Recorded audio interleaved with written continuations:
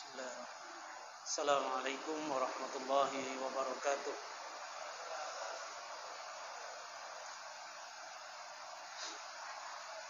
Innal hamdalillah nahmaduhu wa nasta'inuhu wa nastaghfiruh wa na'udzu billahi min shururi anfusina wa min sayyiati a'malina.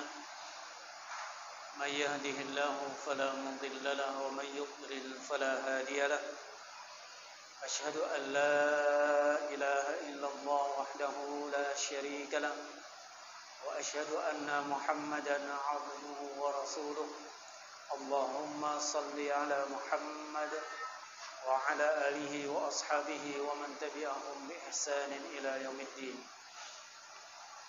يا أيها الذين آمنوا اتقوا الله حق تقاته ولا تموتن إلا وأنتم مسلمون يا أيها الناس اتقوا ربكم الذي خلقكم من نفس واحدة وخلق منها زوجها وبث منهما رجالا كثيرا ونساء واتقوا الله الذي تساءلون به والأرحام إن الله كان عليكم رقيبا يا أيها الذين آمنوا اتقوا الله وقولوا قولا سديدا يصلح لكم أعمالكم ويغفر لكم ذنوبكم ومن يطع الله ورسوله فقد فاز فوزا عظيما أما بعد فإن أصدق الحديث كتاب الله وخير الهدي هدي محمد صلى الله عليه وسلم وشر الأمور محدثاتها فإن كل محدثة بدعة وكل بدعة ضلالة وكل ضلالة في النار. Alhamdulillah ayyuhal ikhwah rahimani Allah wa iyyakum. Bersyukur kita kepada Allah, kita memuji Allah, kita memutlakkan segala bentuk pujian itu hanya milik Allah Subhanahu wa taala. Kalimat hamdalah adalah kalimat yang diantara para ahli ilmu mengatakan kalimat yang memiliki keutamaan untuk Allah lipat gandakan pahala ketika kita membacanya. Bahkan ada yang mengatakan keutamaan kalimat alhamdulillah itu lebih besar daripada kalimat la ilaha illallah. Mungkin ada yang merasa heran. Ya. Karena ketika seseorang mengucapkan kalimat alhamdulillah, dia sedang memutlakkan kesempurnaan Allah Subhanahu wa taala dalam segala sesuatunya. Dan di antara dari bentuk kesempurnaan Allah itu adalah apa yang terkandung di dalam kalimat la ilaha illallah, bahwa tidak ada yang berhak diibadati dengan benar melainkan hanya Allah satu-satunya. Sehingga ketika seseorang mengucapkan kalimat alhamdulillah, maka sungguh dia telah mengucapkan satu kalimat yang memiliki keutamaan yang bahkan dikatakan ya, tidak ada kalimat yang akan dilipat gandakan pahalanya lebih besar daripada kalimat alhamdulillah. Ya, mungkin bisa dilihat di dalam syarah Arba'in An-Nawawi hadis nomor 23 yang diantaranya dijelaskan di dalam tulisan Ustaz Yazid bin Abdul Qadir Jawas di dalam buku beliau ketika mensyarah hadis di dalam Arba'in An-Nawawi. Baik. Maka kita hendaknya sering-sering mengucapkan kalimat ini. Dan alhamdulillah ini ketika kita bawa dalam konteks syukur kepada Allah, maka ketahuilah bersyukurnya kita atas nikmat Allah, maka syukur kita itu jauh lebih baik daripada nikmat atau karunia yang Allah berikan. Betapa banyak orang diberikan nikmat karunia namun tidak memberikan manfaat baginya karena dia tidak bisa mensyukuri. Ya. Sebanyak dan sebesar apapun nikmat ketika tidak disyukuri maka dia akan kehilangan nilai kebaikan di sisi Allah. Namun sekecil apapun kata orang ketika itu berupa nikmat dan karunia kemudian diikuti disertai dengan kita bersyukur kepada Allah, saat itulah Allah akan membesarkan nilai kebaikan dari nikmat ketika dia mensyukurinya. Dan itu adalah janji Allah, la in syakartum la azidannakum wa la in kafartum inna adabi lasyadid. Sungguh jika engkau bersyukur atas nikmatku, benar-benar aku akan tambahkan nikmat atas kalian. Dan sebaliknya jika engkau kufur tidak mau mensyukuri nikmatku, maka sesungguhnya azabku sangat pedih, kata Allah Subhanahu wa taala. Alhamdulillah, kita bersyukur kepada Allah. Dan di antara bentuk syukur kita adalah karena kita sudah menyelesaikan tugas Ramadan. Udah lewat berapa bulan Ramadan? 1 bulan. Sekarang tanggal berapa? Sudah masuk Dzulqa'dah. Ya. Kita sudah di tanggal 11 ya. Mungkin ada yang bilang 10, ada yang 11, ya itulah kalau Hijriah kadang tidak sepakat kita. Ya. Artinya kita sudah melewati Ramadan lebih dari 1 bulan. Bagaimana perasaan kita? Alhamdulillah, ya, bersyukur kita. Namun hendaknya jangan lupa, para salaf dulu digambarkan 6 bulan sebelum Ramadan merindukan dan selalu berdoa kepada Allah agar berjumpa Ramadan. 6 bulan sebelumnya. Kemudian setelah itu apa? 6 bulan setelahnya selalu berdoa kepada Allah, semoga saja ibadah yang telah dia lakukan di bulan Ramadan diterima. Adakah perasaan itu dalam hati kita sampai saat ini atau sudah lupa? Ya, maka hendaknya kita menteladani para salafun saleh dalam hal ini. Terus hadirkan dalam diri ini doa, harapan, permohonan, khususnya amal ibadah Ramadan kita, termasuk juga seluruh dari amal ibadah kita, dengan berdoa kepada Allah, Rabbana taqabbal minna innaka antas samiul alim wa tub alaina innaka antat tawwabur rahim. Wahai Rabb kami, terimalah amal soleh yang kami usahakan. Sesungguhnya Engkau adalah Zat yang maha mendengar lagi maha mengetahui. Dan juga terimalah taubat kami. Kenapa? Karena sesungguhnya di setiap amal yang kita usahakan sebaik apapun masih juga ada cacat dan celahnya. Maka kita mohon ampun kepada Allah. Ditambah lagi karena memang masih ada juga dari perbuatan kita yang itu adalah maksiat kepada Allah. Wa tub alaina, ya Allah, terimalah, ampunilah kami, terimalah taubat kami, innaka antat tawwabur rahim. Sesungguhnya Engkau adalah Zat yang maha menerima taubat lagi maha penyayang. Ya, baik, barakallahu fikum. Ini hendaknya selalu hadir dalam diri kita, dan tidak hanya terkait secara khusus dengan Ramadan, namun di semua amal yang kita lakukan. Karena tidak pernah kita bisa meyakinkan diri kita bahwa setiap amal yang kita lakukan itu pasti diterima oleh Allah Subhanahu wa taala. Baik, itu sebagai pengingat bagi kami sendiri dan kita semua, untuk setiap kita beramal hendaknya selalu memohon agar Allah menerimanya. Kembali kita akan membacakan tafsir surah Yasin, dan pada malam hari ini kita akan melanjutkan. Kalau tidak salah kemarin terakhir kita bahas sampai di ayat ke-50. Kita akan teruskan dan masih kita kaitkan dengan ayat 50 dan seterusnya. Semoga saja Allah mudahkan untuk memahaminya. Semoga Allah berikan hidayah untuk betul-betul tidak mensalahpahaminya, dan semoga Allah limpahkan taufik untuk bisa mengambil pelajaran dan mengamalkannya. Amin. Di dalam ayat ke-50 dan 51 Allah Subhanahu wa taala berfirman, "Fala yastati'una tawsiyatan wala ila ahlihim yarji'un." Lalu mereka tidak kuasa untuk membuat satu wasiat pun dan tidak pula dapat kembali kepada keluarganya. Wa nufikha fis-sur fa idahum minal ajdathi ila rabbihim yansilun. Dan ditiuplah sangkakala, maka tiba-tiba ya mereka keluar dengan segera dari kuburnya menuju kepada Rabb mereka. Ayolah ikhwah rahimani Allah wa iyyakum. Ayat Allah di ayat ayat ke-50 dari surah Yasin. Fala yastati'una tawsiyatan wala ila ahlihim yarji'un. Lalu mereka tidak kuasa membuat satu wasiat pun dan tidak pula dapat kembali kepada keluarganya. Dijelaskan, ini maksudnya adalah ketika mereka telah dibinasakan. Ya, ketika sudah ditegakkan hari kiamat. Ya. Dan ini sudah dijelaskan sebelumnya, maka keadaan mereka itu tidak bisa beranjak dari tempat mereka berada. Tidak bisa. Ya, tidak bisa beranjak. Ya.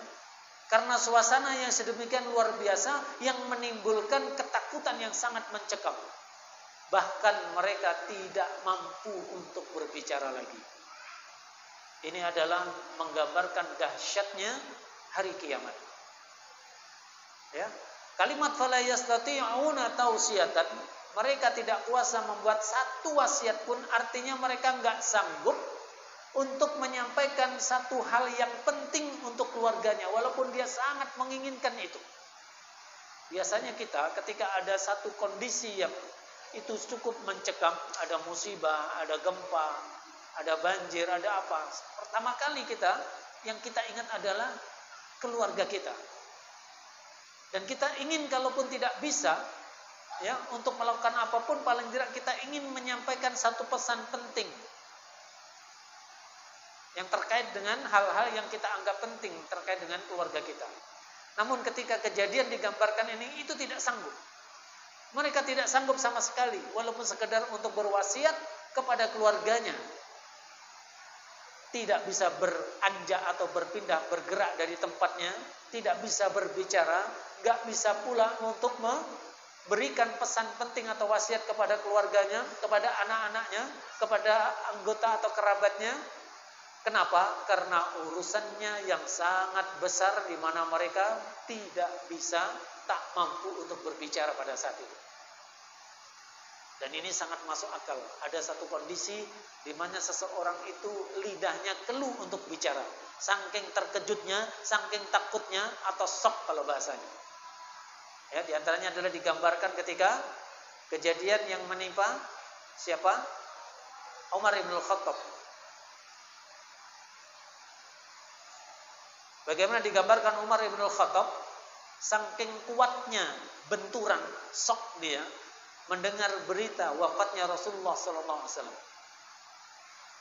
Ya, sampai-sampai mereka yang paham bahwa Umar itulah sosok yang sangat kuat fisiknya, bahkan jawara kata kita, itu lemes kedua kakinya, tak mampu untuk berdiri, terjatuh, terduduk, dan tak mampu lidahnya untuk mengatakan satu kata pun.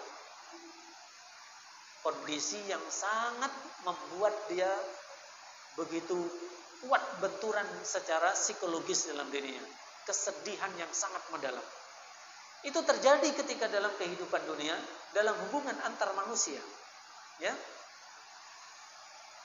Sehingga dia mengatakan, Umar bin Khattab ini dalam satu riwayat yang diriwayatkan oleh Imam Al-Bukhari, demi Allah tidaklah melainkan aku pernah mendengar Abu Bakar membacanya, yaitu satu ayat yang menegaskan betul-betul bahwa Rasulullah SAW itu sebagaimana umat terdahulu, sebagaimana Nabi dan Rasul terdahulu juga akan mengalami namanya kematian.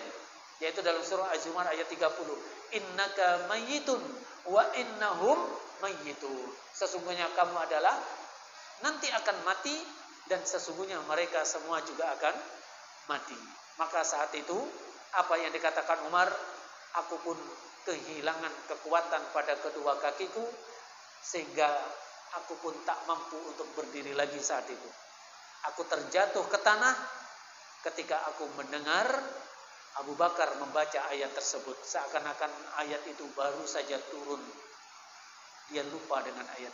Saking cintanya kepada Nabi SAW, sehingga ketika mendengar ya Nabi SAW dikabarkan wafat, beliau sangat luar biasa kesedihannya, dan ini menjadikan sebab beliau shock kalau bahasa kita. Lemes kakinya, keluh lidahnya, tak mampu berkata-kata. Ini satu kondisi kejadian yang sangat mudah untuk kita jelaskan. Ya, dan ini kejadian mungkin diantara kita pernah mengalami walaupun dengan kadar yang mungkin berbeda-beda. Apatah lagi ketika ini menggambarkan tentang kejadian huru hara di hari kiamat. Betul-betul ya suatu kondisi yang sangat luar biasa. Sekali lagi dikatakan wala ila alihim yarji'un. Tak mampu lagi mereka untuk kembali kepada keluarganya. Karena tak mampu beranjak meninggalkan tempatnya, tidak sanggup untuk sampai bertemu dengan keluarganya, bahkan mereka tak bisa sekedar untuk menyaksikannya. Tidak tahu di mana keluarganya. Tak nampak lagi di dalam pandangan matanya, ya. Dan ini ayyuhal ikhwah, semuanya memang betul-betul karena saat itu urusannya yang menimpa mereka betul-betul urusan yang sangat luar biasa. Sebagaimana di dalam firman Allah Subhanahu wa taala, wa yauma yunfakhu fis suri fafazi'a man fis samawati wa man fil ard illa man syaa Allah wa kullun atauhu dakhirin. Dan ingatlah suatu hari ketika ditiup sangkakala, maka semua yang di langit, segala yang di bumi terkejut. Kecuali orang-orang yang Allah kehendaki. Dan mereka semua datang menghadap Allah dengan merendahkan diri mereka. Ya. Ini menunjukkan bahwa tiupan sangkakala pada saat itu menjadikan semua orang shock. Semua merasakan ketakutan yang luar biasa, ya. Semuanya terkejut, seakan-akan tidak percaya. Ya, tayyib barakallahu fikum ayyuhal ikhwah rahimani Allahu wa iyyakum. Kemudian kalau lihat dari bahasa yang digunakan, ini diulas oleh muallif di dalam tafsir ini, ya, yang dijelaskan juga oleh Al-Utsaimin rahimahullah. Ketika kalimatnya adalah wa nufikha fis-sur, ditiup sangkakala, maka di sana ada yang disembunyikan. Apa yang disembunyikan? Tentang siapa yang meniupnya. Ya, di antara hikmahnya dimajhulkannya siapa fa'il atau yang meniup sangkakala ini ternyata untuk lebih memberikan makna kesan yang lebih dahsyat. Disembunyikan siapa? Sama seperti kalau begini, ada suara menggelegar, ada auman yang sangat kuat, namun kita tidak tahu itu apa. Itu siapa yang mengeluarkan suara itu, berasal dari mana. Kalau itu adalah satu alat yang ditiup, siapa yang niup kita nggak tahu. Kalau itu suara yang keluar dari entah seekor binatang ataupun seseorang atau apapun, kita nggak tahu, maka suasana itu akan lebih mencekam. Berbeda kalau kita sudah paham, oh ini suara mobil sebelah itu loh. Ada truk tronton yang kebetulan lagi mogok, lagi perbaikan, makanya dia terus gimana caranya diperbaiki, dicoba terus gasnya menderu-deru. Maka kita akan, walaupun kita juga merasakan tidak nyaman, apalagi lagi jam istirahat, malam hari, dalam keheningan orang harusnya sudah tenang dalam istirahatnya, ini suara terus menderu misalnya. Kita tidak terlalu merasa shock dalam itu. Tapi ketika suara itu tiba-tiba muncul, entah dari mana, itu suara apa, maka semakin membuat seseorang merasa ketakutan dan semakin suasana mencekam. Itu di antara yang dijelaskan oleh mufassir ketika menjelaskan bagaimana balaghah di dalam ayat-ayat Al-Quran ketika menjelaskan tentang itu. Sama seperti di dalam surah Thaha ayat 78 ketika Allah berfirman, Faghashiyahum minal yammi ma ghashiyahum. Lalu mereka ditutup oleh laut yang akhirnya menenggelamkan mereka. Ini juga dihilangkan atau disembunyikan fa'ilnya. Siapa yang menenggelamkan mereka? Siapa yang menjadikan laut itu akhirnya menenggelamkan mereka? Tidak disebutkan. Dan ini akan memberikan kesan lebih kuat terhadap setiap orang yang mendengar atau membacanya. Ini juga termasuk ayyuhal ikhwah adalah balaghah atau gaya bahasa yang ada dalam Al-Quran yang semakin menggambarkan betapa dahsyatnya suasana pada hari kiamat pada saat itu. Kemudian ada dua perbedaan, ya, pendapat terkait dengan masalah berapa kali sih tiupan sangkakala. Ya. Kalau lihat di Ibnu Katsir, ya di sini ada disebutkan itu cenderung 3 kali. Ya. 3 kali. Apa 3 kali? Yang pertama itu adalah tiupan yang itu memberikan akibat suasana yang sangat mencekam, menakutkan seluruh makhluk yang ada di langit dan yang di bumi. Tapi belum sampai akhirnya membinasakan makhluk itu. Baru kemudian yang kedua adalah tiupan itu yang menjadikan semua orang akhirnya tumbang dan akhirnya semuanya binasa. Yang kedua. Kemudian yang ketiga adalah saat kemudian Allah dengan izin Allah, tiupan yang ketiga ini membangkitkan kembali seluruh makhluk, khususnya manusia dari kubur-kubur mereka. Nanti akan sampai di ayat itu. Ini pendapat yang pertama. Di antara yang dijadikan dalil itu adalah dalam surah Az-Zumar, kemudian juga ada dalam surah An-Naml. Di surah Az-Zumar ayat 68. Wa nufikha fis-sur fa sa'iqa man fis samawati wa man fil ard illa man syaa Allah tsumma nufikha fihi ukhra fa idahum qiyamun yanzurun. Dan ditiuplah sangkakala, maka matilah siapapun yang di langit dan yang di bumi kecuali yang dikehendaki oleh Allah. Ya. Kemudian ditiup sangkakala itu sekali lagi, tiba-tiba saja mereka kembali bangkit berdiri, kemudian menuju kepada putusannya masing-masing. Yang dalam riwayat yang lain semuanya bergerak dengan cepat, tergesa-gesa menghadap Rabb mereka, yaitu Allah Subhanahu wa taala. Ini berarti di sini dua kali. Kemudian di surah An-Naml. Di surah An-Naml dijelaskan wa yauma yunfakhu fis-sur fa fazi'a man fis samawati wa man fil ard illa man sya'allahu wa kullun atauhu dakhirin. Ini seperti yang tadi sudah kita sebutkan. Dan ingatlah suatu hari ketika ditiup sangkakala, maka terkejutlah seluruh makhluk di langit dan di bumi kecuali yang Allah kehendaki. Berarti ada makhluk Allah yang Allah kehendaki yang tidak terkejut dengan itu.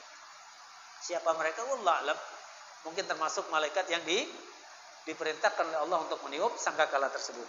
Kemudian mereka semuanya menghadap Allah dalam kondisi dia menghinakan, merendahkan dirinya. Nah, maka disimpulkan dari dua ayat ini, di situ ada 3. 2 yang pertama tadi, yaitu ketika dibinasakannya manusia, dan yang kedua adalah dibangkitnya kembali manusia setelah dibinasakan. Kemudian yang ketiga, atau ini adalah urutannya sebetulnya yang pertama, sebelum yang kedua yang dijelaskan dalam surah Az-Zumar tadi, yaitu ketika ditiup sangkakala, maka menjadikan seluruh makhluk terkejut, shock, dalam suasana ketakutan, mencekam, kebingungan dan seterusnya. Sehingga kalau kita rinci 3 seperti yang tadi disebutkan, tiupan pertama itulah tiupan yang menjadikan sebab seluruh makhluk di muka bumi dan juga yang ada di langit ketakutan. Tapi belum sampai Allah binasakan. Tiupan yang kedua baru kemudian membinasakan seluruh makhluk. Baru kemudian setelah itu tiupan yang ketiga, maka dibangkitkan kembali mereka yang dalam kubur. Dan ada riwayat yang mengatakan bahwasanya jeda antara diwafatkan atau dibinasakan seluruh makhluk dengan dibangkitkan kembali itu 40 tahun. Ya, nanti akan sampai penjelasannya insyaallah taala. Baik, barakallahu fikum. Itu pendapat yang pertama. Pendapat yang kedua mengatakan cuma 2 kali. Tiupan sangkakala itu cuma 2 kali. Kenapa? Apa yang nampak secara zahir. Dikatakan di sini bahwasanya yang pertama itu adalah terjadinya tiupan sangkakala itu menjadikan sebab rasa takut yang sangat kuat pada seluruh makhluk dan menyebabkan mereka semua akhirnya tumbang, binasa atau pingsan. Sedangkan tiupan yang kedua itu adalah dibangkitkannya kembali manusia setelah dibinasakan oleh Allah Subhanahu wa taala. Jadi kalau kita simpulkan sebetulnya apa? Yang pertama dan yang kedua, ya, menurut pendapat yang kedua ini itu dijadikan satu. Tiupan sangkakala yang kemudian menjadikan sebab ketakutan yang sangat mencekam suasananya, yang kemudian setelah itu menjadikan sebab seluruh makhluk binasa. Wallahu a'lam bishawab. Baru kemudian setelah itu tiupan yang berikutnya dengan izin Allah semua dibangkitkan kembali. Ya. Tayyib, barakallahu fikum. Kemudian dijelaskan di sini dalam riwayat Ibnu Jarir At-Tabari rahimahullah di dalam kitab tafsir beliau, dan ini dinisbatkan oleh Ibnu Hajar dalam kitab Fathul Bari, dinisbatkan kepada Abu Ya'la di dalam kitab Al-Kabir. Apa? Menjelaskan tentang seperti apa gambaran Asur, sangkakala itu. Maka dijelaskan bahwa yang dimaksud sangkakala ini digambarkan seperti atau berupa tanduk yang besar lagi luas. Bahkan di dalam hadis disebutkan luasnya adalah seperti jarak antara langit dan bumi. Macam mana gambarnya? Seluas langit dan bumi. Itu baru sangkakala ataupun sur yang disebut dengan istilah as-sur, yang itu ditiup, yang dengan tiupan itu menyebabkan suasana yang luar biasa. Binasa seluruh makhluk langit dan bumi, dan kemudian setelah itu menjadikan sebab dengan izin Allah kembalilah ruh yang terjabut kepada semua jasad-jasad yang ada di kubur. Ya, Masya Allah, luar biasa. Ini menggambarkan kalau makhluk yang Allah ciptakan saja sedemikian luar biasa besarnya dari sisi ukuran, maka betapa maha besarnya Allah sang pencipta. Ayo ikhwah rahimani Allahu wa iyyakum. Jadi di sini dijelaskan pada saat tiupan sangkakala yang kedua, kalau pendapat yang kedua, kalau pendapat pertama berarti yang ketiga, yaitu setelah dibinasakannya seluruh makhluk, seluruh manusia, ya, kemudian ditiupkan yang kedua, maka dibangkitkan kembali semuanya. Maka apa digambarkan? Saat sangkakala ditiup di hari kebangkitan, maka keluar dari sangkakala itu semua arwah atau ruh-ruh untuk kembali ke jasadnya masing-masing yang dulu pernah ditempatinya dalam kehidupan dunia. Ya, nggak usah dibayangkan, kita nggak mampu. Ya, jangan dibayangkan. Ini kadang nakalnya ini, kadang waswas syaitan akhirnya membayangkan, akhirnya kita berusaha untuk mentajsim kaifiahnya dan seterusnya. Cukup kita percaya, kita yakini itu terjadi. Ya. Dan ini semakin membuktikan betapa luar biasa, betapa memang Allah Subhanahu wa taala Maha Kuasa. Dan subhanallah, sekian banyak dari ruh atau jamaknya adalah arwah yang tercabut dari seluruh dari jasad manusia di muka bumi, dari yang pertama diciptakan sampai yang terakhir, tidak ada ruh itu yang salah alamat kembalinya. Masya Allah. Sampai di sini dikatakan seandainya di satu tempat itu pernah dikuburkan sampai 10 jasad, maka ruh itu akan kembali di tempat itu dan tidak akan tertukar jasad A dengan jasad B. Subhanallah. Ya, ini adalah semuanya atas kemaha sempurnaan Allah Subhanahu wa taala. Ya. Itulah Rabb kita. Ragu-ragu. Ya, itulah nakalnya hati ini, nakalnya jiwa ini yang senantiasa dihantui dengan nafsu atau hawa nafsu atau syahwat yang ditunggangi oleh syaitan, yang selalu menghembuskan sesuatu itu seakan-akan tidak nyata, padahal jelas sampai kepada kita kabarnya secara sahih riwayatnya. Maka itu harus kita paksa hati ini, akal ini, untuk menegaskan bahwa kita yakin, percaya dari setiap kabar yang datang dari Allah dan juga yang datang dari Rasulullah SAW. Ya. Kemudian kalimat berikutnya di dalam ayat tersebut, ayat ikhwah, adalah fa'idha hum minal ajdati ila rabbihim yansilun. Maka setelah ditiupnya sangkakala, yang kemudian dengan itu kembalilah semua ruh kepada jasadnya, dan dengan izin Allah maka bangkitlah kembali seluruh manusia. Maka digambarkan kalimatnya adalah pakai faida, kalau kita terjemahkan maka tiba-tiba mereka mereka minal ajdati, mereka keluar dari kubur-kubur mereka, ila rabbihim, kepada Rabb mereka, kepada Allah, yang silun ini maksudnya adalah mereka berjalan dengan cepat. Ya, mereka berjalan dengan dengan cepat. Ayo ikhwah rahimani Allahu wa iyyakum. Maka kalimat fa'idhahum ini menunjukkan betapa itu terjadi sedemikian tiba-tiba. Nanti di ayat berikutnya akan ada sebuah ungkapan di ayat 52. Ini karena sedikit terkait kita langsung coba bacakan. Lalu mereka berteriak pada saat dibangkitkan itu, ya wailana man ba'atsana min marqadina. Mereka mengatakan, mereka berteriak, aduh celakalah kami. Siapakah yang telah membangkitkan kami dari tempat tidur kami?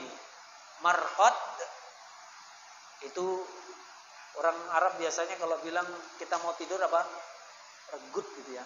Orang bilang regut ya. Itu dari kata ra, qaf, dal. Kalau tempatnya regut, tempatnya berbaring, tempatnya tidur, marqad. Isim makannya Ustaz? Ya. Barakallahu fikum. Maka di sini digambarkan ya wailana, sungguh celaka kami, siapakah memba'atsana yang membangkitkan kami, yang menghidupkan kami kembali min marqatina dari tempat tidur kami. Ini maksudnya adalah dari kuburan-kuburan mereka. Ya.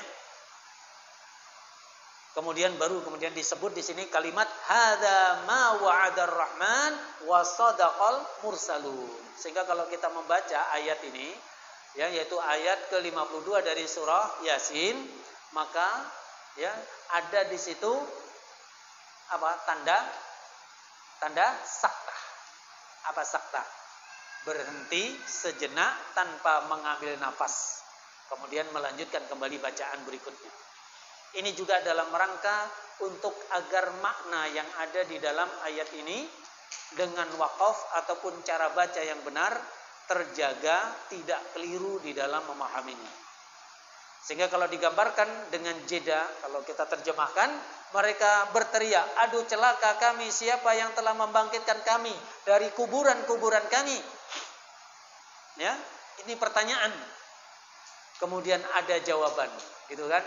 Hadza ma wa'adar rahman wa sadaqal mursalun.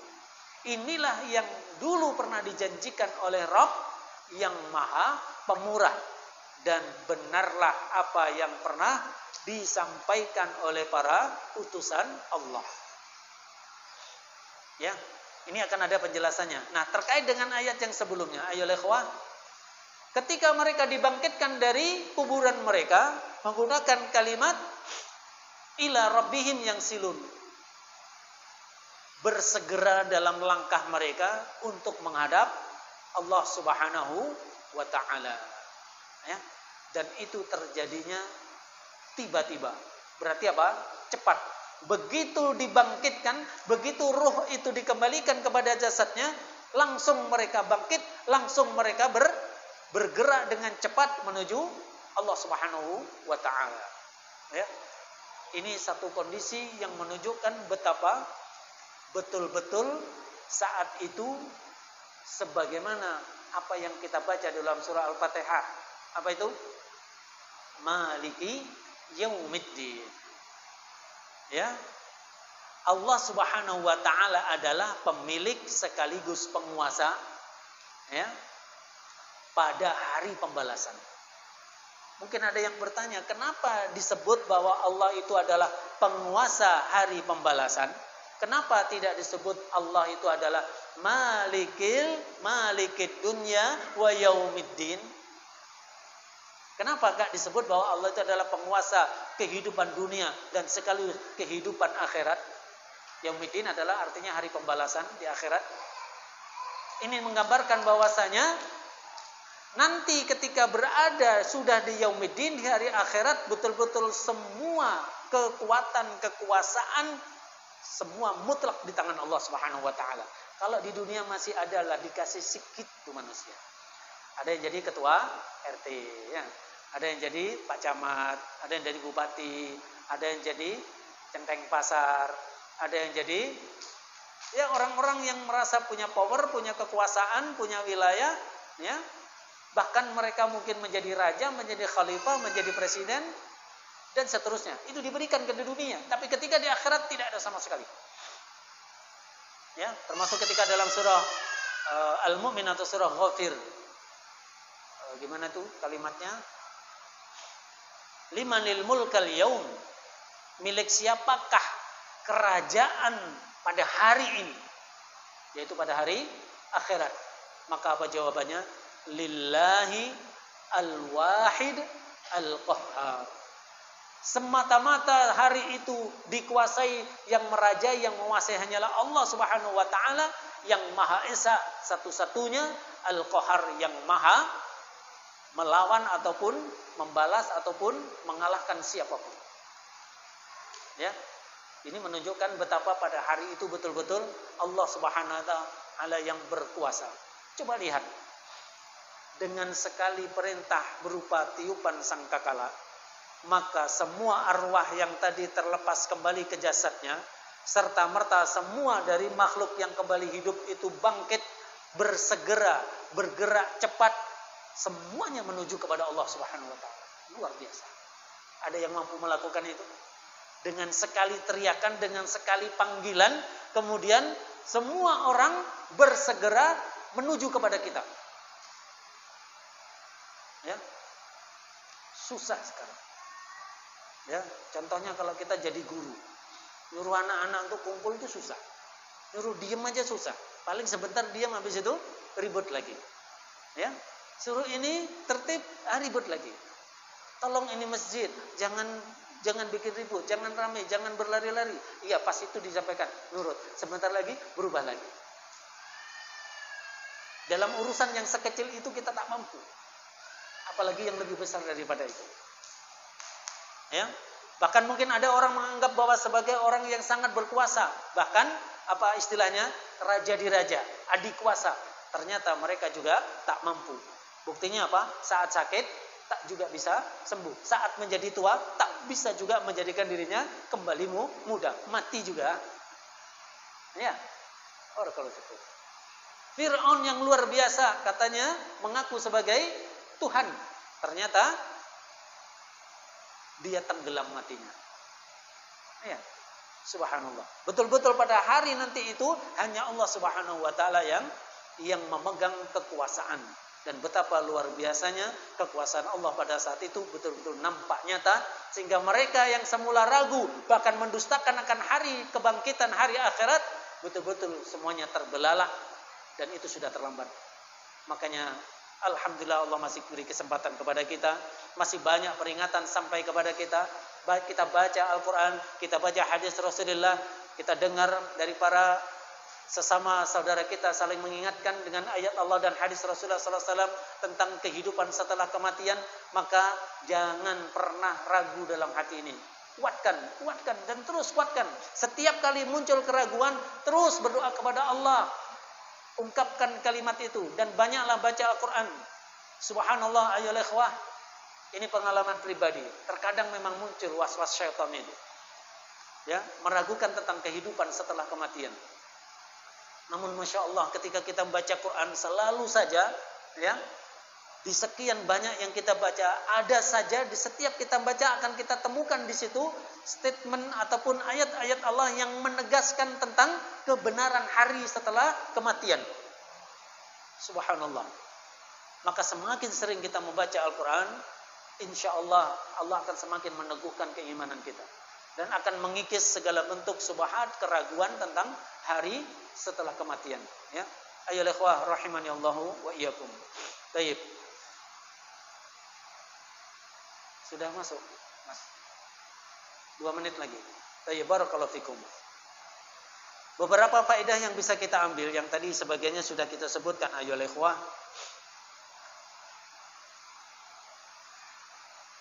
Bahwa di dalam ayat yang mulia ini ketika ada disebutkan bahwa semuanya bergerak cepat, berjalan cepat menuju Allah, sebagaimana dalam surah Al-Anbiya itu semakin menguatkan wahum min kullun hadabin yang silun.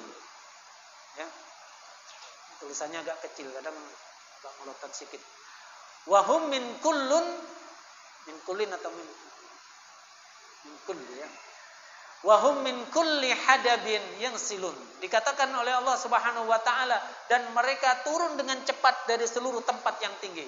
Ini adalah mengambil kata yang sama yang digunakan di dalam ayat di surah Yasin, yaitu ketika dikatakan ila rabbihim yansilun. Sama katanya yang silun, an-naslan. Itu apa maknanya? Maknanya adalah berjalan dengan cepat. Ya. Menuju kepada siapa? Semuanya menuju kepada Allah. Sehingga ketika ada kalimat ila rabbihim, di sini dikatakan bahwa terdapat pendahuluan ma'mul untuk memberi tahukan adanya pembatasan. Apa maksudnya? Tidaklah mereka berjalan dengan cepat. Tidaklah mereka saat berjalan dengan cepat itu menuju ke satu tujuan atau titik, kecuali semuanya menuju kepada Rabb mereka, yaitu Allah Subhanahu wa taala. Ini di antara faedah yang diambil di dalam tafsir ini adalah bahwa mereka datang kepada Allah karena mereka semuanya tahu di depan atau di hadapan Allah itulah akan ditegakkan pengadilan yang paling adil. Ya, dan semua orang membutuhkan itu. Ya, makanya siapapun kita di muka bumi ini yang merasa diperlakukan ya tidak adil, atau melihat orang lain melakukan sesuatu yang zalim tapi tidak mendapatkan balasannya, jangan khawatir, karena akan tiba nanti saatnya semuanya itu akan ditegakkan keadilannya, dan saat itu tidak ada sedikit pun kezaliman, tidak ada satupun makhluk yang terzalimi. Di antaranya juga disebutkan dalam surah Ali Imran ayat 185. Ya. Wa innama tuwaffawna ujurakum yaumal qiyamah. Setelah kematian itu nanti, maka digambarkan atau ditegaskan oleh Al-Qur'an oleh Allah Subhanahu wa taala, wa innama, dan hanyalah, sesungguhnya hanyalah tuwaffawna ujurakum, akan disempurnakan balasan atas kalian semua yaumal qiyamah, nanti di hari kiamat. Saya pernah berbuat baik gini tapi nggak dapat balasan di dunia. Jangan sakit hati. Ya. Atau kita melihat orang lain berbuat dolim tapi tidak mendapatkan balasannya. Ya. Jangan pula kita berkecil hati. Karena apapun nanti akan disempurnakan balasannya Allah. Betul-betul akan ditegakkan keadilan setegak-tegaknya. Ini juga yang diambil faedahnya dari kalimat, yaitu semua manusia ketika setelah dibangkitkan, fa idzahum minal ajdati ila rabbihim yansilun. Tiba-tiba setelah mereka dibangkitkan, mereka bergerak dengan cepat dari kubur-kuburan mereka menuju kepada Rabb mereka dengan berjalan cepat. Ya, ayo ikhwah rahimani Allah wa iyyakum. Ini menunjukkan bahwa keadilan yang sebenarnya nanti ada di hadapan Allah di hari akhirat. Ya, jadi siapapun yang mempunyai keyakinan tanpa keraguan akan adanya hari akhirat, jangan pernah kehilangan harapan terkait apa yang mungkin tidak dia dapatkan. Ya, kalau memang itu haknya, pasti Allah akan sempurnakan. Taib, sementara itu dulu yang bisa kami sampaikan.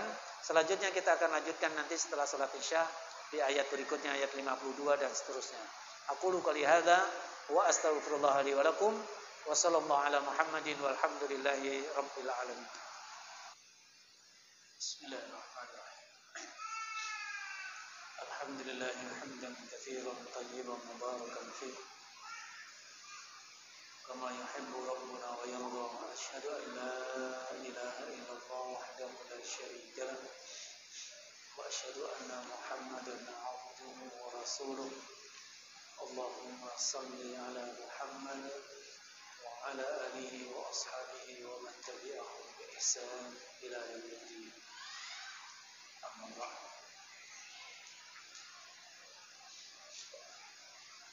Barakallahu fikum. Ayolah ikhwah rahimani Allah wa iyyakum. Di ayat ke-52, kemudian berikutnya di ayat 53,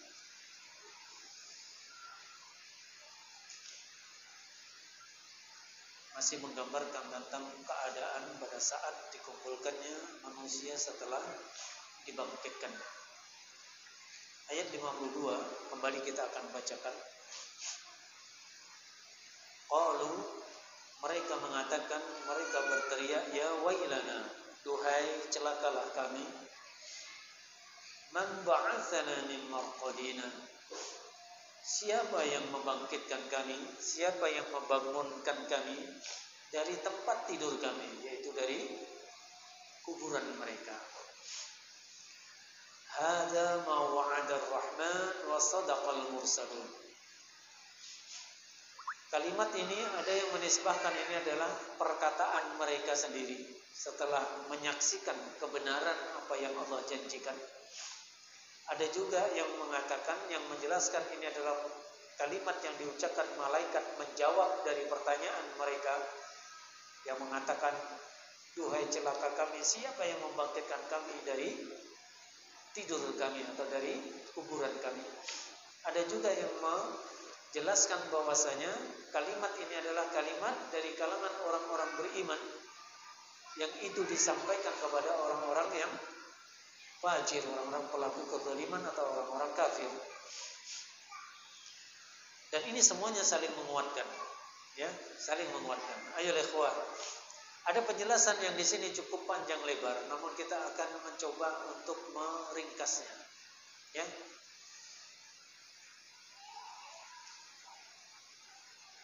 Ayat 52 dari surah Yasin. Dikatakan bahwasanya kalimat ya, setelah mereka mengucapkan qalu, mereka mengatakan atau mereka berteriak ya wailana, maka itu menunjukkan adalah kata ya, duhai, itu adalah kalau dalam tata bahasa, dalam gaya kita berkomunikasi untuk menarik perhatian. Kemudian kalimat wailana itu artinya adalah binasalah kami. Makanya istilah wail itu bisa diartikan adalah kebinasaan. Makanya fawailun lil musallin, maka celakalah orang yang melakukan salat. Kenapa? Karena mereka melakukan salat tidak dengan hati yang murni, hati yang ikhlas. Tidaklah dia melakukan salat kecuali karena riya semata. Tidaklah dia salat kecuali dalam kemalasan. Atau di riwayat yang lain, ya, di dalam ayat tersebut dijelaskan bahwa mereka suka menunda sholat sampai hampir-hampir habis waktu sholat itu baru dia tunaikan. Ini juga salah satu indikator kurang bersih, kurang murninya hati di dalam menunaikan perintah Allah, yaitu khususnya sholat. Itu juga menggunakan kata-kata wailun. Maka wailana ini menunjukkan dinisbahkan kepada dirinya sendiri, celakalah kami. Dan ayolah ikhwah rahimani Allah wa iyyakum, apa kecelakaan yang dimaksudkan? Kenapa kami yang dulunya di alam kubur, ya, kok dibangkitkan? Kenapa mereka merasa itu sebagai kecelakaan? Karena mereka paham setelah itu akan ada perkara besar yang akan lebih dahsyat, yang akan lebih mengerikan sebagai azab bagi mereka atas dosa kesalahan yang terlanjur mereka lakukan. Ya, tayyib, barakallahu fikum. Bahkan ayolah ikhwah, di antara yang menafsirkan ayat ini menggunakan kalimat mimmar qadina, itu artinya adalah dibangkitkan dari tempat tidurnya. Ini yang jadi pembahasan. Kenapa digambarkan bahwasanya dibangkitkan dari tempat tidurnya, padahal mereka dalam kehidupan di alam kubur. Orang kalau tidur itu kira-kira merasa nyaman atau merasa tersiksa? Yang benar. Kan ada itu istilah nightmare. Tahu nightmare? Bahasa Inggris. Ya, ada guru bahasa Inggris ini. Nightmare itu adalah mimpi buruk. Ya, mimpi yang menakutkan. Berarti pas tidurnya nyaman gak? Buktinya begitu habis mimpi buruk, begitu bangun lega kita kan. Alhamdulillah, rupanya cuma mimpi. Ada yang pernah merasakan mimpi naik motor, naik mobil, mobilnya jeblok masuk ke jurang. Sudah mobilnya pinjem, ya kan? Pengalaman pribadi. Tidak mimpi itu pikirannya di dalam mimpi itu luar biasa. Ya. Mobil rusak, gimana itu macam nyata. Begitu alhamdulillah Allah bangunkan, ternyata itu adalah mimpi. Alhamdulillah, insyaallah.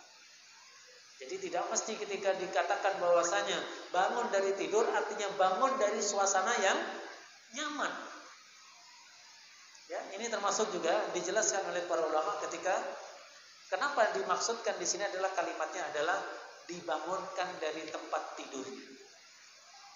Ada juga yang menjelaskan bahwasanya kenapa disebutkan adalah mimmar qadina, kenapa dibangunkan kami? Ada apa? Siapa yang membangunkan kami dari tempat tidur kami?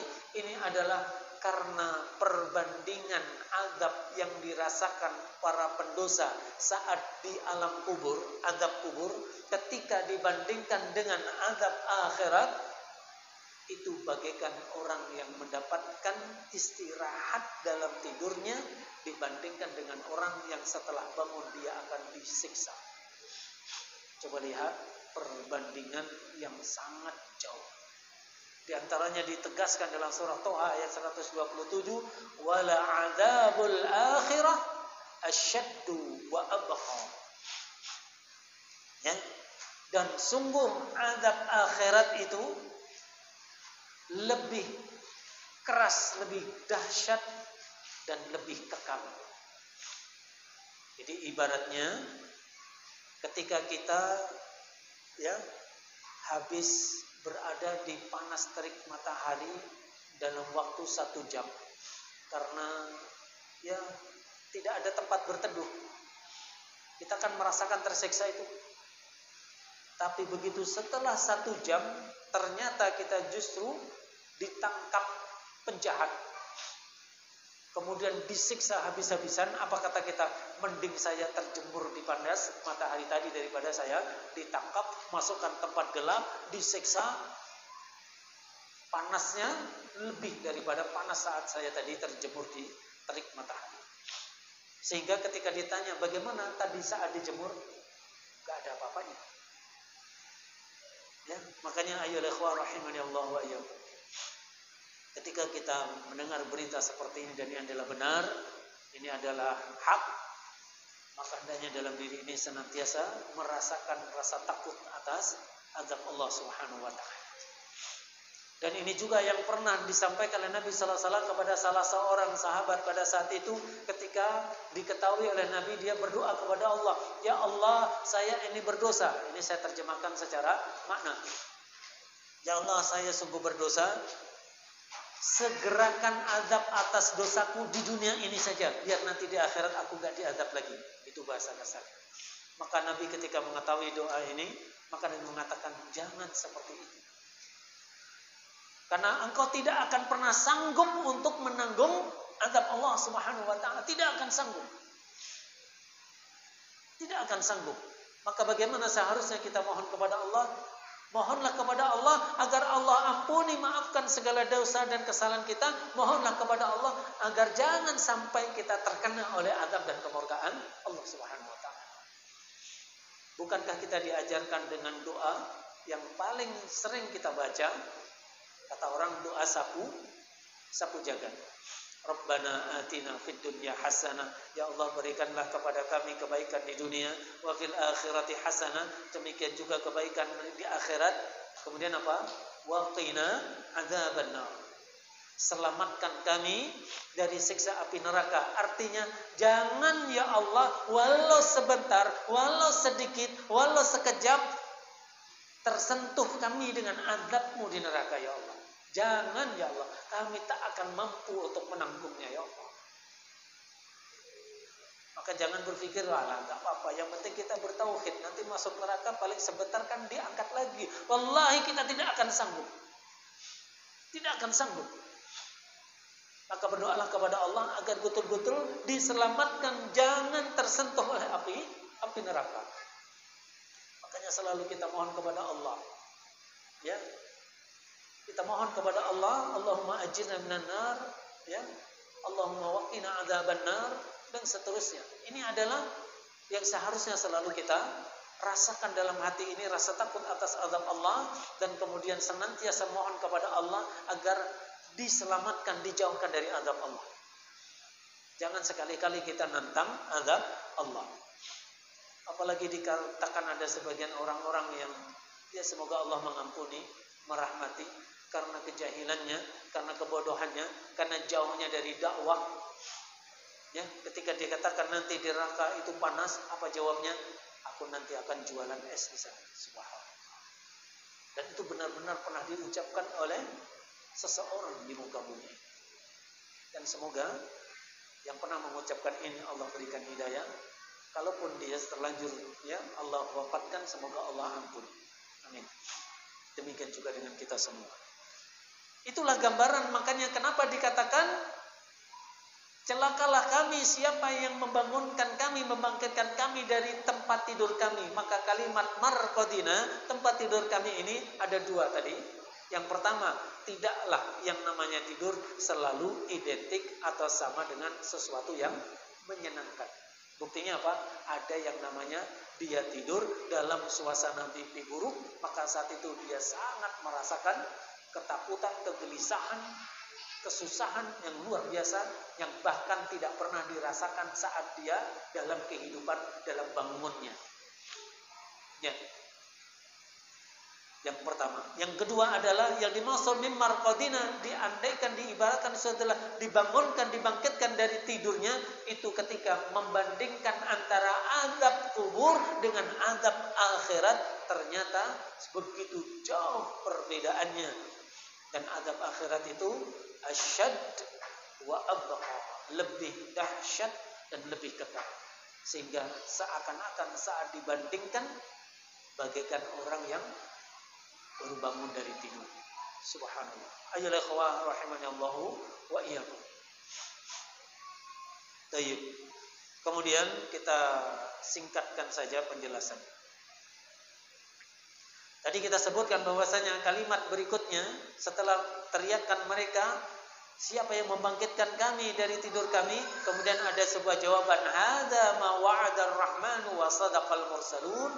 Maka ada tiga tadi tafsiran, dikatakan bahwa itu adalah yang mengatakan adalah mereka sendiri setelah nyata secara meyakinkan, hakul yakin, ainul yakin, ya, mereka menyaksikan apa yang pernah dijanjikan oleh Allah yang Maha Rahman. Baru mereka mengatakan hadza ma wa'adar rahman. Hadza ma wa'adar ar-rahman. Wa sadaqal mursalun, yang juga benar sebagaimana pernah disampaikan oleh para utusan Allah. Mereka sendiri, orang-orang kafir sendiri. Yang kedua berjelaskan yang dimaksud adalah bahwa yang mengucapkan ini adalah malaikat. Malaikat yang mengatakan kepada mereka ketika mereka berteriak sambil bertanya, siapa yang membangunkan aku? Kok ada rupanya hari kebangkitan? Dijawab, inilah yang sebagaimana telah dijanjikan oleh Allah yang Maha Rahman, dan sungguh benar apa yang pernah disampaikan oleh para rasul, para utusan Allah. Yang ketiga adalah ini adalah jawaban penjelasan yang disampaikan oleh sesama manusia dari kalangan orang-orang yang beriman kepada orang-orang kafir. Ya, tidak ada pertentangan di dalam tiga pendapat atau tiga penjelasan dari kalangan ahli tafsir. Ini semakin menguatkan. Ya, tayyib, barakallahu fikum. Kemudian di sini diambil faedah dari kata-kata Ar-Rahman. Ketika ada kalimat ma wa'adar Rahman, maka disebutkan di sini kalimat Rahman, tidak disebutkan dengan kalimat ataupun nama Allah yang lain. Ini adalah pengkhususan bahwa Ar-Rahman itu adalah salah satu nama Allah Azza wa Jalla yang khusus baginya, yang tidak boleh diberi nama dengan nama Ar-Rahman kepada selain Allah Subhanahu wa taala. Kalau Ar-Rahim masih mungkin. Ya. Di antaranya adalah ketika dijelaskan dalam surah At-Taubah ayat 128. Laqad ja'akum, telah didatangkan atau telah datang kepada kalian rasulun, seorang Rasul utusan Allah. Min anfusikum, yang itu dari jenis kalian sendiri, sesama manusia.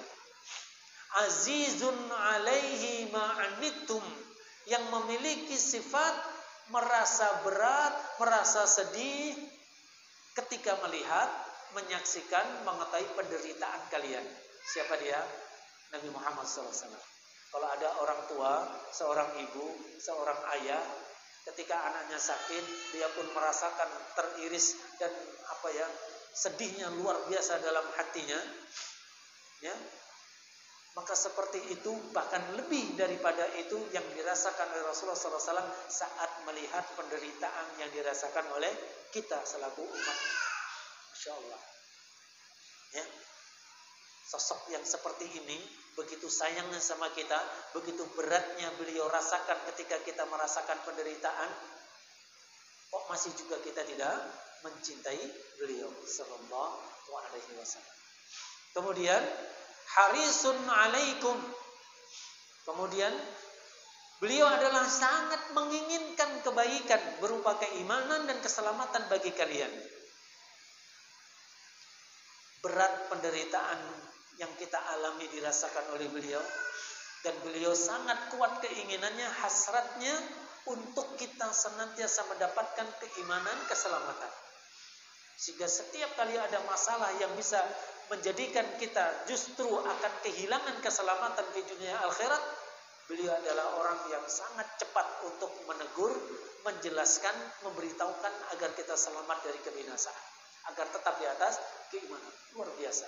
Kemudian bil mu'minina raufur rahim. Nah, di sini yang kita ambil faedah terkait pembahasan kita.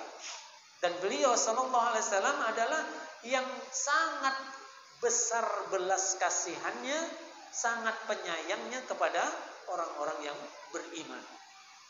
Ya. Kalimat di sini raufur rahim, rahim dinisbahkan kepada siapa? Nabi Muhammad sallallahu alaihi wasallam. Maka dalam hal ini rahim itu diperbolehkan, disandarkan kepada manusia, tentu sesuai dengan kadar keterbatasan, kekurangan yang ada pada makhluk manusia. Adapun ketika ar-rahim dinisbahkan kepada Allah, sesuai dengan kesempurnaan kemuliaan Allah, yaliju bi jalalih, sesuai dengan kebesaran kesempurnaan Allah, ya. Tayyib. Adapun Ar-Rahman memang sama sekali tidak boleh. Kalau Ar-Rahim masih boleh. Ini diantara penjelasannya, sehingga ketika dinisbahkan kalimatnya adalah ma wa'adar Rahman, ini menunjukkan bahwasanya betul-betul ini janji yang pernah Allah janjikan tentang hari kebangkitan, yaitu Allah yang Maha Rahman, yang mana sifat Ar-Rahman tidak ada yang bisa memilikinya kecuali hanya Allah Subhanahu wa ta'ala. Kalau dalam pembahasan Ar-Rahman Ar-Rahim itu di dalam surah Al-Fatihah atau di lafaz basmalah kita, di situ juga ada tafsiran. Ar-Rahman melekat kepada Allah sebagai sifat, Ar-Rahim berupa realisasi, ya, ataupun bentuk perbuatan dari Allah Subhanahu wa ta'ala. Ada juga yang menjelaskan Ar-Rahman itu kaitannya adalah kekhususan Allah Subhanahu wa ta'ala, ya, kepada orang-orang mukmin. Kasih sayang khusus kepada orang-orang mukmin yang dicintai oleh Allah. Adapun Ar-Rahim itu lebih luas daripada itu, bahkan orang yang tidak beriman pun Allah juga berikan. Buktinya apa?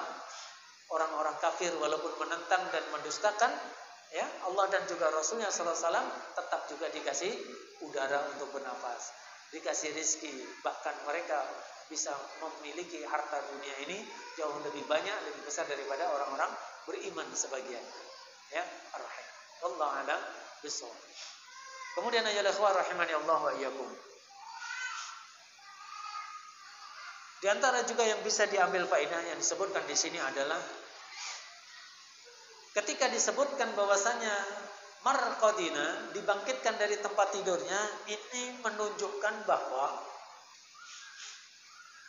masa kehidupan manusia saat di alam kubur itu sebentar. Kok sebentar sih, Ustaz? Bukankah yang dikubur sejak 100 tahun yang lalu sampai sekarang masih di kuburan? Yang 1000 tahun yang lalu dikubur juga masih di alam kubur. Bahkan sejak pertama kali manusia yang Allah ciptakan, kemudian Allah wafatkan, kemudian dikuburkan, sampai sekarang masih di alam kubur. Udah berapa ribu tahun atau bahkan berapa juta tahun. Kenapa dikatakan cuman sebentar? Ya. Ayolah ikhwah rahimani Allahu wa iyyakum. Ini adalah sebentar ataukah lama, itu tergantung bandingan.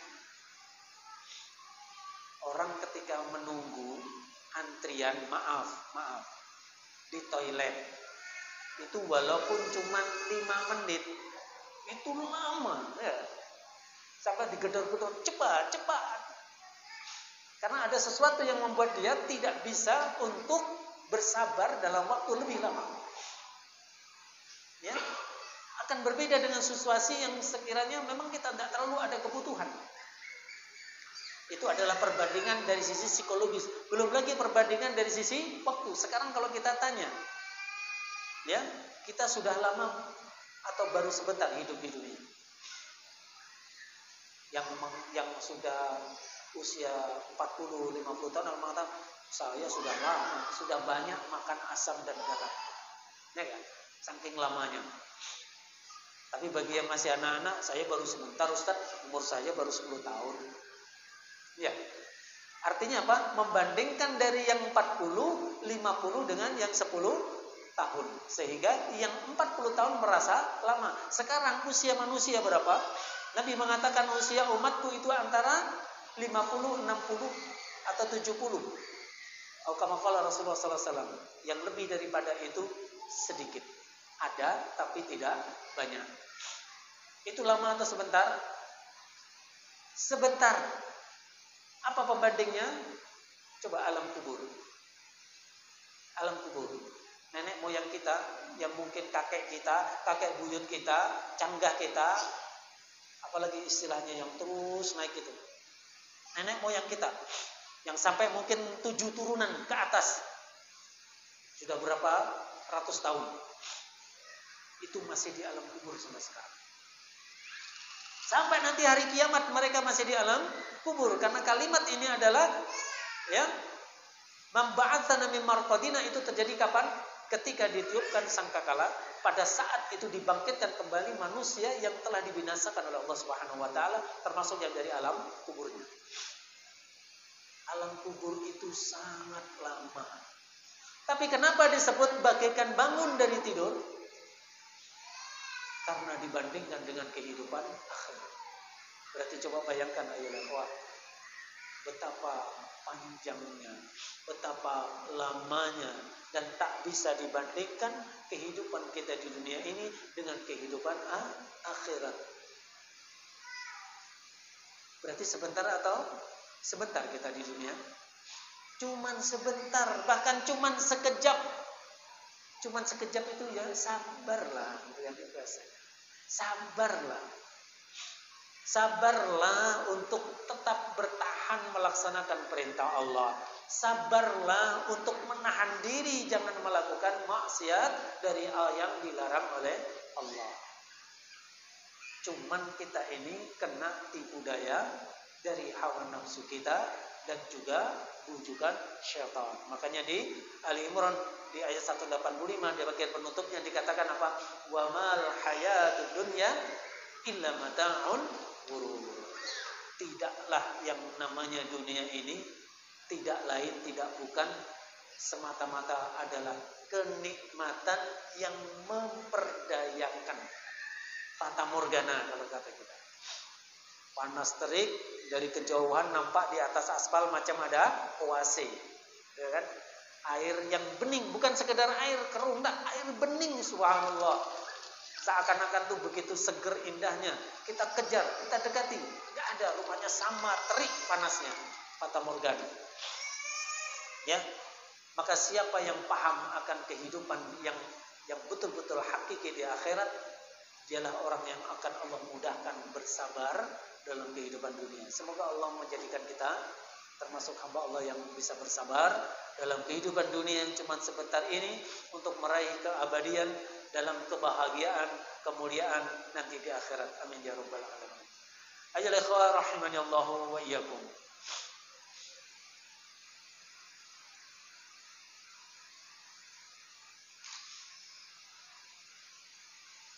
Baik. Kemudian kita tutup dengan ayat yang ke-53 pada malam hari ini. Karena masih terkait. Allah berfirman, "In kanat illa sayhatan wahidatan fa idahum jami'un ladaina muhdharun." Tidak ada teriakan itu kecuali hanya satu teriakan saja, maka tiba-tiba mereka dikumpulkan kepada kami. Ini secara makna menguatkan yang tadi.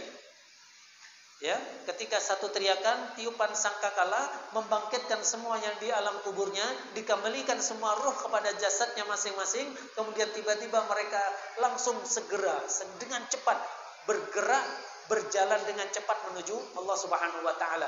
Dikuatkan ya secara makna di dalam ayat ini. Tidak ada teriakan kecuali satu teriakan saja. Ini menunjukkan betapa luar biasa kekuasaan Allah pada saat itu. Cukup hanya satu kali teriakan. Kita kadang nyuruh anak kita, itu jelas-jelas anak kita sendiri, bukan anak orang. Satu kali, dua kali disuruh, enggak juga ngikut kita. Ya, itu baru satu anak. Ada 5 anak, waduh, tambah support kita. Makanya kalau orang tua mengalami sulitnya mengendalikan anak di rumahnya, yang anaknya ada yang cuma 2, 3, 5 itu sudah banyak, maka jangan gampang-gampang menyalahkan guru di sekolah ketika kadang kesulitan mengkondisikan murid-muridnya. Ya. Ini juga nasihat kepada kita semua, karena di sini kan ada sekolah ya, Ustaz. Kadang ada orang tua itu yang terlalu tinggi harapannya, ekspektasinya terlalu sempurna, sehingga ada sedikit masalah anaknya sedikit bermain kemudian terjatuh, apa katanya, gurunya ngapain saja kok anakku sampai jatuh di sekolah. Ya sudah, saling memahami ya.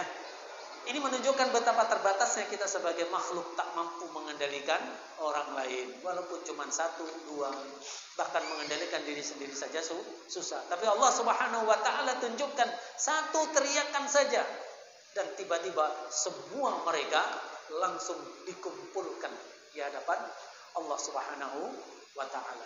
Ini sekali lagi ayyuhal ikhwah menunjukkan betapa Allah Maha Kuasa, dan betul-betul ya sebagaimana dikatakan di dalam surah Ghafir tadi, limanil mulkal yaum, milik siapakah kerajaan kekuasaan pada hari ini, hari kiamat? Lillahi al-wahid al-qahhar. Semata-mata milik Allah, di tangan Allah segala bentuk kekuasaan. Siapa dia? Allah yang Maha Esa, hanya satu-satunya, Al-Qahhar yang Maha mengalahkan, yang tidak akan ada yang mampu untuk melawan dia. Subhanallah. Ya. Kemudian termasuk juga semakin menguatkan betapa hebatnya, betapa Allah Maha Kuasa adalah Allah cukup satu kali saja. Ya, cukup satu kali saja. Dan ini adalah satu kondisi di mana seseorang itu ketika diukur apakah dia memiliki power yang kuat atau tidak. Di antaranya indikatornya ketika dia memerintahkan sesuatu kepada orang lain, apakah cukup sekali atau 2 kali atau 3 kali. Maka ketika dia bisa memerintah orang lain untuk mengikuti perintahnya itu harus 3 kali, maka dia masih kalah dengan ketika ada pemimpin yang dia bisa memerintah cukup dengan 2 kali perintah saja. Dan akan dikalahkan lagi dengan seorang pemimpin yang ketika dia memerintah cukup dengan 1 kali instruksi, langsung semua melaksanakannya. Dan itu Allah Subhanahu wa taala di hadapan seluruh makhluknya. Cukup 1 teriakan, tiba-tiba mereka semuanya dengan cepat berkumpul di hadapan Allah Subhanahu wa taala. Dan di saat itulah ditegakkan keadilan. Ya. Tayyib, barakallahu fikum. Kemudian sebagai pelengkap ayyuhal ikhwah, ada tadi disebutkan bahwasanya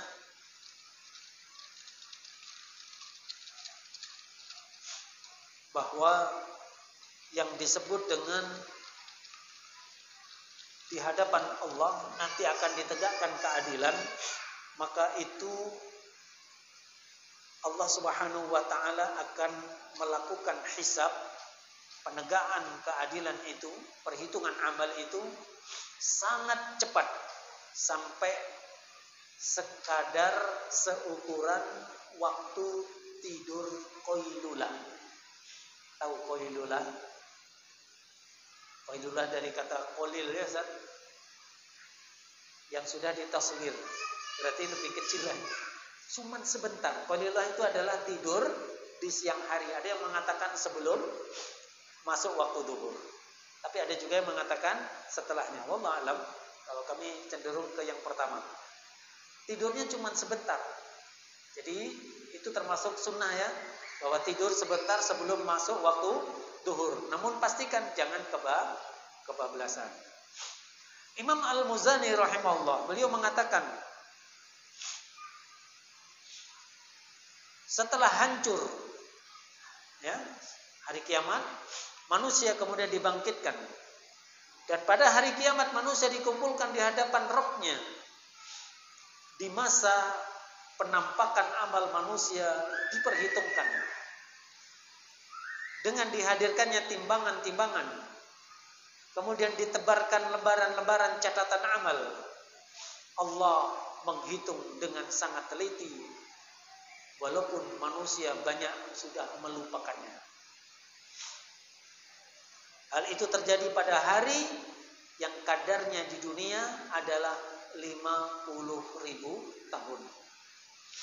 Kalaulah seandainya bukan Allah sebagai hakim, niscaya tidak akan mampu. Ini masih perkataan Al-Muzani rahimahullah. Akan tetapi Allah lah yang menetapkan hukum di antara mereka secara adil, sehingga lama waktunya bagi orang beriman. Jadi ini ada catatan oleh beliau rahimahullah, lama waktunya hisab itu Allah tegakkan, yang dirasakan oleh orang beriman adalah sekadar masa istirahat siang di dunia, qailulah. Dan Allah yang maha cepat, paling cepat perhitungan atau hisabnya. Sebagaimana Allah memulai menciptakan mereka, ada yang sengsara, ada yang bahagia. Maka pada hari itu mereka dikembalikan.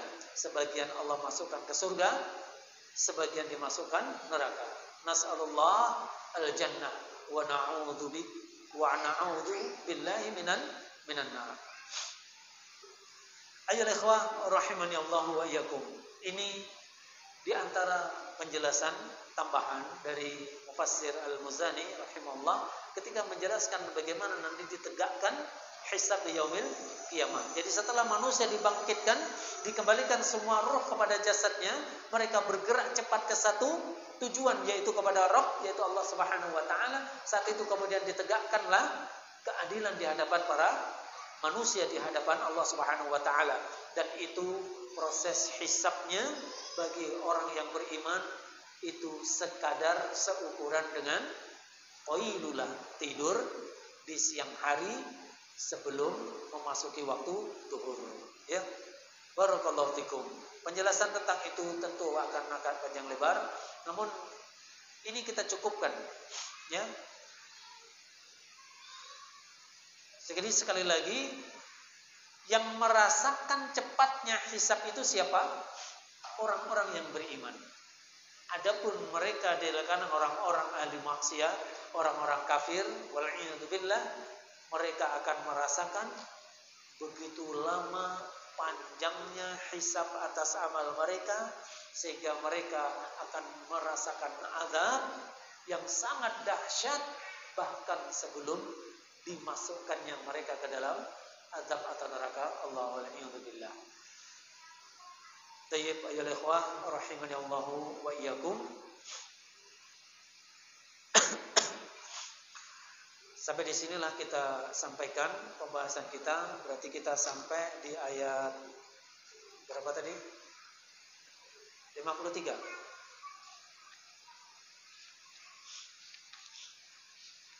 Kita sampai di ayat 53 dan ayat 54, ya. Fal yauma la tudlamu nafsun syai'an wa la tujzauna ila ma kuntum ta'malun. Ini adalah terkait dengan bagaimana Allah nanti akan menegakkan keadilan di hari perhitungan amal di hari kiamat. Ya. Semoga Allah mudahkan kita untuk memahaminya sesuai dengan apa yang Allah kehendaki. Semoga Allah limpahkan kepada kita taufik untuk senantiasa meniti jalan dalam kehidupan dunia ini di atas dan sesuai dengan petunjuk Allah dan juga Rasulnya sallallahu alaihi wasallam. Dan itulah yang akan menjadi wasilah Allah melimpahkan rahmat kepada kita, menyelamatkan dari azabnya dan memasukkan ke dalam surga dan keridhaannya. Amin ya rabbal alamin. Mohon maaf atas salah dan khilaf. Aqulu qouli hadza wa astaghfirullah li wa lakum. Subhanakallahumma wa bihamdika asyhadu an la ilaha illa anta astaghfiruka wa atubu ilaik. Wassalamu alaikum warahmatullahi wabarakatuh.